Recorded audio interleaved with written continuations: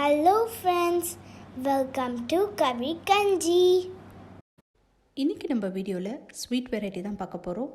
ஜவ்வரிசி யூஸ் பண்ணி இந்த ஸ்வீட்டை நம்ம ப்ரிப்பேர் பண்ண போகிறோம். பார்க்கவே டிஃப்ரெண்ட்டாக டேஸ்ட்டில் ரொம்பவே அட்டகாசமான இருக்கக்கூடிய இந்த ஸ்வீட்டை எப்படி செய்கிறதுன்னு பார்க்க போகிறதுக்கு முன்னாடி நம்ம சேனலை இது வரைக்கும் சப்ஸ்கிரைப் பண்ணாமல் இருந்திருந்தீங்கன்னா சப்ஸ்கிரைப் பண்ணிக்கோங்க. கூடவே பெல் ஐக்கானை சூஸ் பண்ணிக்கிட்டு ஆல் அண்ட் ஆப்ஷனை செலக்ட் பண்ணிக்கோங்க. அப்போ தான் நான் அப்லோட் பண்ணுற வீடியோஸ் எல்லாமே உங்களுக்கு நோட்டிஃபிகேஷனாக வரும், நீங்களும் மிஸ் பண்ணாமல் பார்க்க முடியும். வாங்க இன்றைக்கி 10 நிமிஷத்தில் ரொம்பவே டேஸ்டியான ஜவ்வரிசி கேசரியை எப்படி ப்ரிப்பேர் பண்ணுறதுன்னு பார்த்துடலாம். ஜவ்வரிசி கேசரி செய்கிறதுக்கு ஒரு பேனில் 1.5 கப் அளவுக்கு தண்ணி சேர்த்துக்கிறேன்.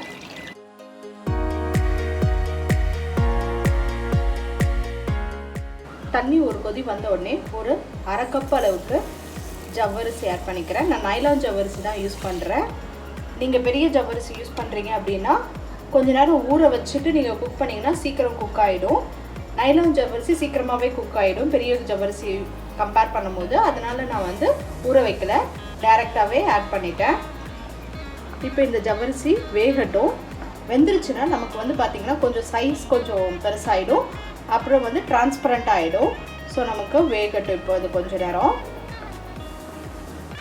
அப்பப்போ நடுவில் கொஞ்சம் கலந்து விட்டுக்கோங்க, இல்லைன்னா ஜவ்வரிசி கீழே டெபாசிட் ஆகி நமக்கு அடிப்பிடிக்க ஆரம்பிச்சிடும். இப்போ பார்த்திங்கன்னா நமக்கு ஜவ்வரிசி நல்லா டிரான்ஸ்பரண்ட்டாக ஆக ஆரம்பிச்சிருச்சு. நீங்கள் அமுக்கி பார்த்தீங்கன்னா நல்லா குக் ஆகிருக்கும். ஸோ இந்த ஸ்டேஜில் இதை ஆஃப் பண்ணிவிட்டு நம்ம இந்த தண்ணியை வடிகட்டிடலாம். இப்போ ஒரு கடாயில் 1 ஸ்பூன் அளவுக்கு நெய் சேர்த்துக்கலாம்.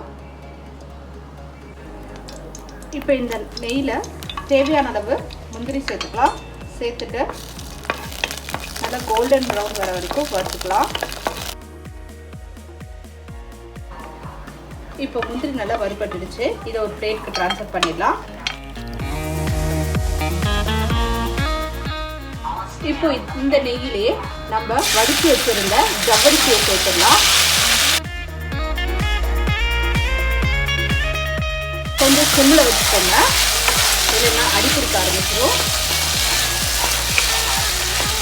1/2 கப் அளவுக்கு சர்க்கரை ஆட் பண்ணிக்கலாம்.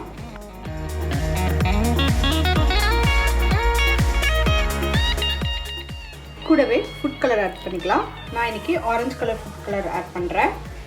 சர்க்கரை நல்லா மெல்ட் ஆகி இந்த ஜவ்வரிசி கூட நல்லா கம்பைன் ஆகணும்.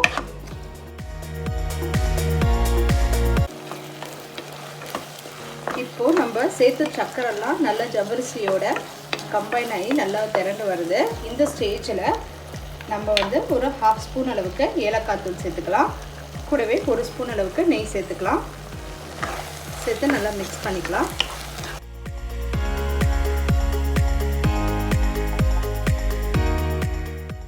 இப்போ ஃபைனலாக நம்ம வறுத்து வச்சிருந்த முந்திரி பருப்பையும் ஆட் பண்ணிடலாம்.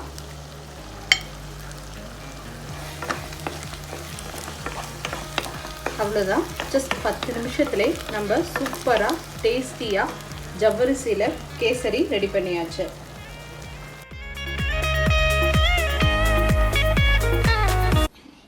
Thanks for watching this video. உங்களுக்கு இந்த வீடியோ பிடிச்சிருந்துச்சுன்னா லைக் பண்ணுங்கள், ஷேர் பண்ணுங்கள், கமெண்ட் பண்ணுங்கள். மறக்காமல் எங்கள் சேனலை சப்ஸ்கிரைப் பண்ணுங்கள். பக்கத்தில் இருக்கிற பெல் ஐக்கானையும் ப்ரெஸ் பண்ணுங்கள்.